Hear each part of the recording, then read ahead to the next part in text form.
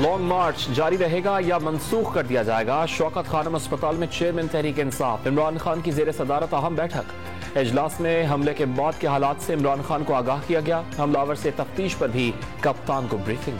Container से गोलियां चली, जिसने पकड़ने की कोशिश की उसे गोली लगी, गिरते हुए भी देखा, एक गोली दरख्त में जा लगी। इमरान खान पर हमला करने वाले गिरफ्तार मुलजिम नवीद के नए इंकशाफात। पुलिस ने मार्च में तैनात गार्ड का असलहा मंगवा लिया। मुलजिम की निशानदही पर असलहा फराहम करने वाले 2 मुलजिमान भी गिरफ्तार। 20,000 रुपए के एवज बगैर लाइसेंस का पिस्तौल और गोलियां बेची, पुलिस जराए का दावा। हुकूमत ने तहरीक इंसाफ को इमरान खान पर हमले की ज्वाइंट इन्वेस्टिगेशन की पेशकश कर दी। इख्तलाफात अपनी जगह, लेकिन लाइन क्रॉस नहीं होनी चाहिए। वफाकी वजीर ख्वाजा साद रफीक ने प्रेस कॉन्फ्रेंस के दौरान वाज़ेह कर दिया कि सियासत में हर किस्म के तशद्दुद को मुस्तरद करते हैं।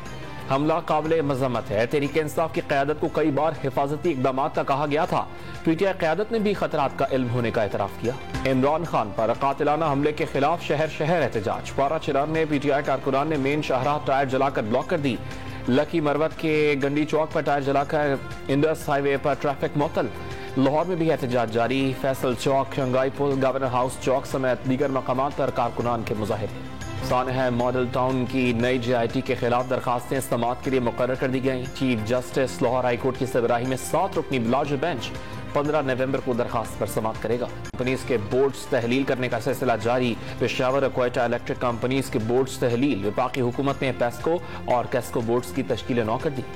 लाहौर हाई कोर्ट के मुस्तकिल होने वाले 11 नए जजेस ने अपने ओहदों का हलफ उठा लिया। Chief justice Lahore high court Mohammad Amir Bhatti ने जजेस से हलफ लिया। और पाक अफगानिस्तान तजारती तवाज़ुन बराबर न हो सका। तालिबान हुकूमत के आने के बाद दूसरे माली साल भी तजारती तवाज़ुन अफगानिस्तान के हक में। पाकिस्तान की अफगानिस्तान के लिए बरामदात कम और दरामदात ज्यादा।